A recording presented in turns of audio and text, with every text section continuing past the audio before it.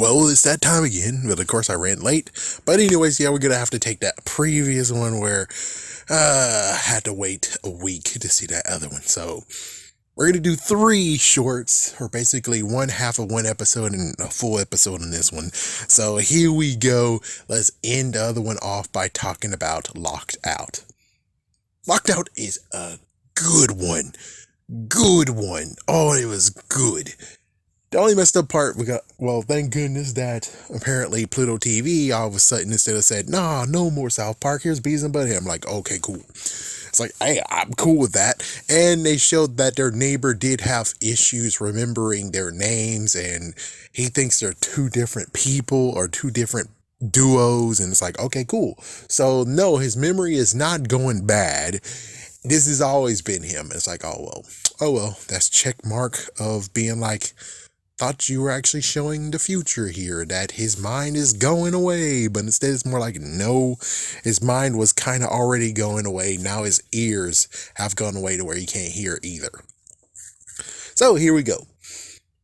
They locked the keys in their house. I would figure that they'll have separate keys and put it on the rock, but of course that's only a smart person to do. So Beavis locked the door because he saw a movie called Ghosts, I think. And that scared him, and he locked the door. So they actually tried, well, Butthead tried to actually use his amazing kick that always kicks freaking Beavis' ass to kick down the door, and it failed. Damn. So they go to the back, and then, of course, eventually Beavis got pissed off by Butthead, and, well, vice versa. So Beavis actually took the fire hose, the hose, and he was going to use it, and he's not using it in the way that, whoop your ass style, and he broke the window in the back. Cool. Bad, but cool. So here's the issue now. It's like, wait, do they have a chimney? I think they might actually have a chimney. Well, either way, cool. Messed up part is that you broke the window and there's a big fat shard right there to where it could actually hurt yourself. And of course, instead of, stopping, seeing that, oh crap, we need to get rid of this too, they don't. Butthead forces Beavis in there, and he got freaking stabbed in the hoya. And then Butthead thought it was a smart be like, oh, well, you're just a wuss, and he got stabbed in the hoya too. Yeah, just had to break that piece of glass off and you would be able to get into the damn house, but okay, fine, from it. So it gets worse where they're like, okay, so what we're going to do is go to our neighbor. He got a brand new truck, and they're going to take this chain and put it to the doorknob, and he's just going to rip the door wide open from the house, and there we go. But of course, Beavis has a little bit of issues. He didn't actually do the task, and then he attempted to do the task again, but Butthead had to say something, which is like, dude, shut the fuck up so he can just finish it. And well, the third time he actually went around a tree. Now the tree is hooked to it, and he puts it on the water faucet of the front door of the front of the house. So the neighbor goes and, he got to put it in overdrive, and he took out the tree, and he took out like the first part of the house. So now the full house is exposed in the front.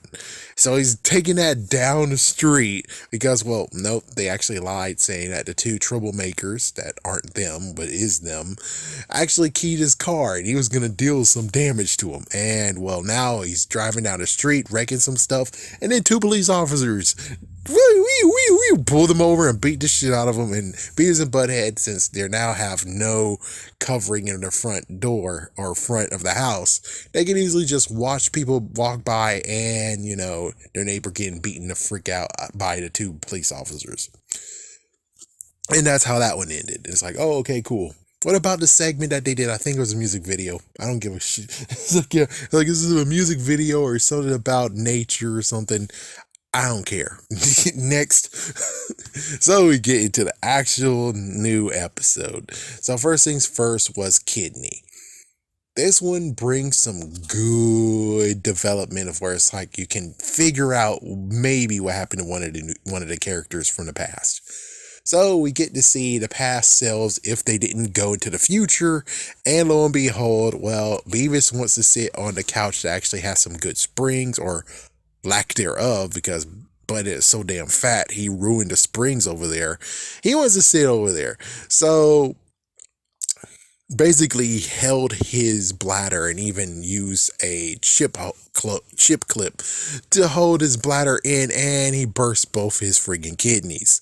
So now he needs a kidney transplant. It's like, yeah, so it's kind of sad that it took 2 days, but he could have actually, while, Butthead was sleeping, he goes and pees, but nope, not even the idea of let's pee in a bottle, pee in many, many bottles.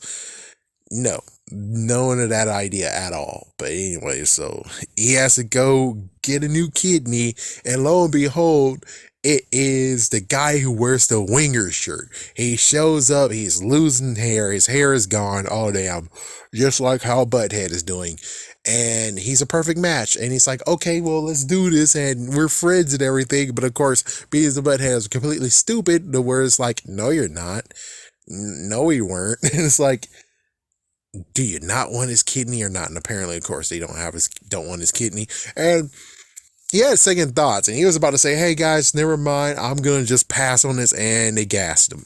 So Beavis has his kidney, and well, he's blood brothers now with him, and he's like, you shouldn't be drinking champagne because of dialysis and stuff. And of course, Beavis, because he just can't take it having his blood or having his kidney, drank a bottle of champagne and used the chip clip and burst his kidney again. So now he needs a new kidney yet again. So basically, this all would have been dismissed if they allowed the guy to say, never mind, I want to do it. I have second thoughts. I don't want to do this. So now he has one kidney. Damn. So what is the freaking development of this episode? Oh, well, this is what happens when he does have Beavis and Butthead in his life in high school. So apparently for 6 years after high school, he's been going around, and eventually he found a job. He is an associate of a housing agency. Yeah, he's not the top dog in that. And he has 3 children. Yeah, he has 3 triplets. I guess they're babies right now. So he's kind of living the dream. He has a wife. He has a family. So I would have to say, to spin it, to be like, here's what happens now since they were lost in time, or at least jumped through time. That means that he actually did more. He might have went to college. He might have did something. I'm pretty sure that we could just do what happened with Homer Simpson, when it came to the sauce and the fact of him being high school president. He's not an associate. He either actually owns the housing agency or more. I'm pretty sure he's even better off, and he has kids. At the most, he most likely has children, of course. So it's like, if they didn't ruin any more interruption with anyone's lives, then I'm pretty sure they would go even further than they did. So there we go. All right. That's all we need for that one. Last but not least is oh crap, now I forgot the last one. The last one is what was it? Frick, hold on. Let me give a think. All right, I had to remember. It was Good Deed. And basically what happened was that there's a grasshopper in their yard, and I think their yard just turned yellow. And it's like, huh? So basically their neighbor actually illegally went to Mexico and got pesticides that actually will kill grasshoppers. And of course on the container it says Peligro, which means danger, DDT, and it's like, I read it was like, DDT? Isn't that a wrestling move? It's like, yeah, is that a freaking wrestling move? It's like they lace the school punch with DDT. I'm like, that's a wrestling move, right? That's definitely a wrestling move. What the frick? And of course down there it says Toxico, which is like toxic. So basically they thought that they didn't listen to what he was saying. That was a pesticide and it was very toxic and you should be not touching it whatsoever. They heard it as, this is Spanish and there's a fly on it. Spanish fly. Oh my gosh. This is a freaking aphrodisiac. So if we go to the dance and put it in a punch, everyone's gonna get busy. So that's what they did. They brought the full container down there, poured it all into the punch, and then what do you know? They actually drank all the punch themselves because they got to the point where it's like, oh, what if many people drink from this? Then that means that they could actually get to the point where, oh my gosh, you drunk all the punch and we don't have any left to actually have sex with or use to juvenate sex. So they drank like one and they already contaminated it with their hands anyways. It's like, what the fuck? And then after that, they just put their mouths in as if it was bobbing for apples and they drank the whole entire punch. And it turns out it was organic with apple and such and such. And let me tell you, it went from red to green, and then they tried to put a lemon or a lime or orange slice in there, and it disintegrated. Yeah, it disintegrated.